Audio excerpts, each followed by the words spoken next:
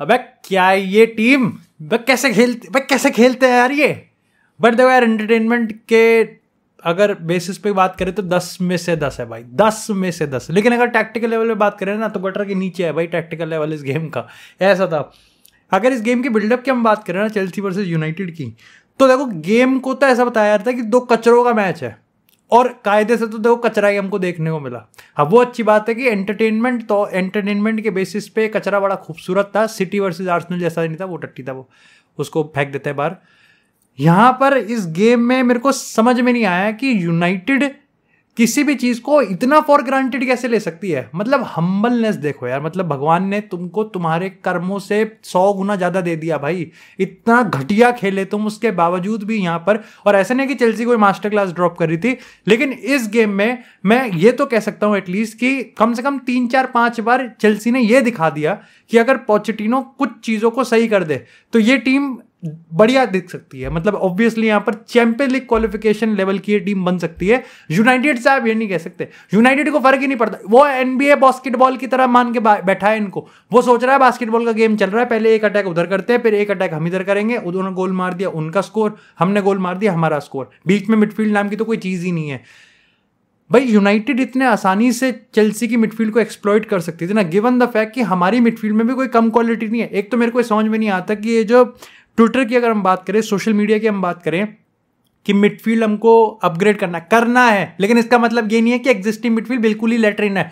हाँ, मानता हूं मैं इस चीज को कि टेन हैग इस मिडफील्ड को बहुत खराब तरीके से पोर्ट्रे कर रहा है, क्योंकि अगर आपकी मिडफील्ड में कोबी माइनू है, कासिमिरो है, ब्रूनो फर्नांडेज है और आपकी मिडफील्ड 90 मिनट्स में नॉन एग्जिस्टेंट है, तो भाई इसका मतलब आपके कोचिंग में दिक्कत है। अब देखो, मैं पूरा का पूरा ब्लेम यहां पर दोनों ही कोचेस पे नहीं डालता। मैं ये भी मानता हूं कि चेल्सी की कोचिंग पैटर्न को डेफिनेटली यहां पर आपको एक टाइम पे सराहना करनी चाहिए, क्योंकि चेल्सी बहुत चांसेस क्रिएट करती है एक टाइम पे आप। लेकिन ये यूनाइटेड के लिए कैसे कह सकते हो एक टाइम पे। अगर हम यहां पर पहले गोल की बात करें तो वो तो बड़प्पन है चेल्सी का। चेल्सी ने कहा कि देखो आखिरकार हम दोनों ही फुटबॉल में लुल्ल हैं, हमारी कोई इज्जत नहीं है, भाई है हमारे, तो एक काम करते हैं इनको गेम में आने का वापस से मौका देते हैं। तो काइसिडो ने 150 मिलियन को फर्क थोड़ी पड़ता है, 100-150 मिलियन के प्लेयर ने ऐसे ही यहाँ पर एक छोटा सा गंदा सा पास कर दिया।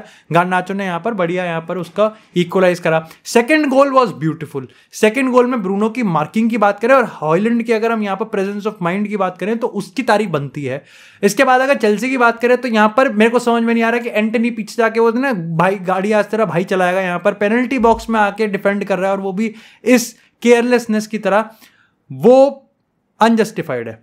अब देखो एंटनी का ये डिसीजन अनजस्टिफाइड है, लेकिन एंटनी का गेम आज अच्छा था भाई। एंटनी के गेम में कन्विक्शन थी, एंटनी के गेम में ऐसा लग रहा था कि डिफरेंस बनाने की कोशिश है, ये बात सच है। लेकिन इन गेम टैक्टिक्स और इन गेम सब्स्टिट्यूशन तो एरिक टेन हैग के तब सही गए थे लास्ट, जब नोकिया का भी मार्केट में बिकता होगा, वो तब गए होंगे। उसके बाद तो मेरे को नहीं लगता है यहाँ पर इन गेम सब्स्टिट्यूशन कुछ टेन हैग के हैं। बहुत ही घटिया गेम था यूनाइटेड के लेवल पे। यूनाइटेड एंटरटेनमेंट के तौर पे ठीक है, आपके चेल्सी ये गेम सिटी के अगेंस्ट भी देती हुई आ रही है, बहुत बड़ी बड़ी टीम्स के अगेंस्ट भी देती आ रही है, यूनाइटेड के अगेंस्ट भी उन्होंने दे दिया और इस बार उन्होंने गेम निकाल भी लिया। और शर्म की बात है यूनाइटेड के लिए कि उन्होंने 2 मिनट में 2 गोल कंसीड कर लिए। सबसे पहले वो डियोगो डालो ने वहां जाके पेनल्टी दी, वो पेनल्टी है कि नहीं है that's up for the discussion. लेकिन आप यहां पर इतने घटिया तरीके से कॉर्नर को नहीं डिफेंड कर सकते, और वो भी किसको छोड़ दिया, कोल पाल्मर को छोड़ दिया।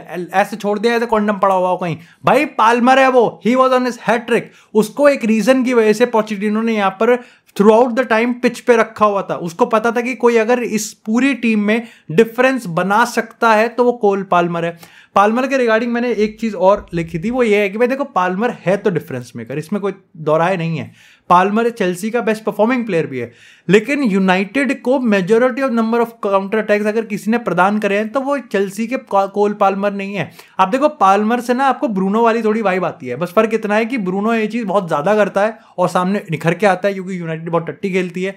चेल्सी क्या है, शॉर्ट पासिंग सीक्वेंस में ज्यादा बिलीव करती है, तो कोल पाल्मर हर में एक मैजिकल पास ढूंढने की कोशिश करता है, जिसकी वजह से इस गेम में यूनाइटेड को बहुत काउंटर मिल रहे थे। यूनाइटेड को उन काउंटर्स का इससे ज्यादा फायदा उठाना था, ये बात भी सच है, लेकिन यूनाइटेड को इतने काउंटर मिल गए और उन्होंने इसमें भी हक दिया, ये बात भी सच है। अगर इस गेम की अगर हम डिफॉल्ट सेटिंग की बात करें तो चेल्सी शुरुआत उन्होंने बहुत बढ़िया करी थी। पहले 15-20 मिनट यहाँ पर काफ़ी ज़्यादा यूनाइटेड को तो समझ में ही नहीं आ रहा था उनके साथ हो क्या रहा था, क्योंकि मिडफील्ड तो नॉन एग्जिस्टेंट थी, प्रेस आपका इनकम्प्लीट है। फाइनल थर्ड में जाके, क्योंकि हर बार तो आपके सिर्फ काउंटर अटैक किए हैं, कोई आपका ऐसा सीक्वेंस बनाया ही नहीं जहां पर आपके पास 4-5 मिनट पोजीशन हो या फिर 2-3 मिनट पोजीशन हो, आपने ऐसे 10-12 पास कर दिए और उसके बाद जाके आपने कोई शॉट ऑन टारगेट लिया हो। चेल्सी में भी मैंने एक चीज नोटिस करी थी कि इट वॉज कोल पाल्मर करने की कोशिश कर रहा है, लेकिन उन्होंने निकोलस जैक्सन को कभी यूज करने की कोशिश ही नहीं करी पूरे गेम में। जैक्सन ने जितना टाइम मिला मेरे को लगता है कि उसके हिसाब से काफी बढ़िया गेम खेला, लेकिन यहां पर उसको एज अ स्ट्राइकर ट्रीट ही नहीं कर रहे, ऐसे ट्रीट कर रहे हैं किसी ने एस्टेड वेट से उसके न्यूड्स मांग लिए हो। लेकिन इस गेम का भाई रेपरकशन तो होना चाहिए भाई। इस गेम से मेरे को लगता है कि टेन हैग सैक वाली तो कहानियां बहुत पीछे चली गई। इस गेम से यूनाइटेड फैंस का वो सेक्शन जो कि ये वेट कर रहा था कि टेन हैग को और प्लेयर्स की जरूरत है और टेन हैग यहां पर इंजरी से, भाई अब मेरे को समझ में नहीं आ रहा कि वो कब आएगा मोमेंट जब वो लोग ये समझ जाएंगे कि टेन हैग की कोचिंग जो पूरा टैक्टिकल सिस्टम है ना भाई वो खराब है, वो सस्टेनेबल है ही नहीं। यूनाइटेड चैंपियन लीग नहीं जा पाएगी और ऐसे तो ना ही वो डिजर्व करेगी, और अगर डिजर्व करेगी तो वो वही हो जाएगा कि कोपेनहेगन, गैलाटासरे और बायर्न ऐसी टीम्स के नीचे ही होगी। ये पहली बार नहीं है जब 2 मिनट में 2 गोल आपने कंसीड करे हैं। आपने कोपेनहेगन के अगेंस्ट भी गोल कंसीड करे, आपने बायर्न के अगेंस्ट भी 3-4 मिनट में गोल कंसीड करे, गैलाटासरे के अगेंस्ट भी आपने ऐसे कंसीड करे थे, और अब आपने एक बार फिर से चेल्सी के अगेंस्ट भी 2 मिनट में 2 गोल कंसीड कर लिए हैं। ओनाना हैज बिन रियली गुड।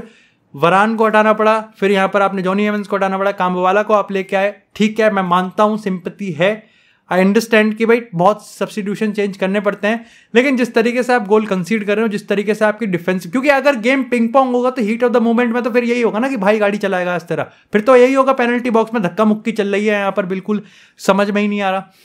तो ये जब गेम में ठहराव आता है, वो ठहराव अगर इस गेम में था तो वो चेल्सी लेके आ रही थी। खैर चेल्सी ऐसा नहीं था कि चेल्सी को बहुत बढ़िया खेल रही थी, चेल्सी भी बस पूरे गो विद द फ्लो में थी, बस फर्क इतना था कि वहां पर कुछ प्लेयर्स ऐसे थे जो कि काम सही से कर रहे थे।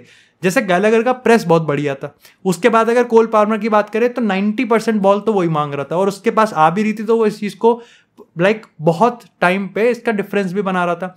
इसी के साथ यहाँ पर निकोलस जैक्सन का, जैसे मैंने कहा कि उसका एज अ स्ट्राइकर यहाँ पर कभी ट्रीट नहीं करा कि ठीक है फाइनल बॉल उसको देते हैं, उसको शॉट ऑन टारगेट लेने का मौका देते हैं या फिर उसको एग्जीक्यूट करने का मौका देते हैं, ऐसा कुछ नहीं था। अगर प्रेस की बात करें तो प्रेस भी यहाँ पर चेल्सी का काफ़ी ज़्यादा बढ़िया था। लाइक अगर आप डुअल्स की बात करोगे चेल्सी जीत रही थी, अगर आप यहाँ पर एग्रेशन की बात करोगे उसमें भी चेल्सी जीत रही थी, फिजिकल अगर प्रेजेंस की बात करोगे तो उसमें भी चेल्सी जीत रही थी।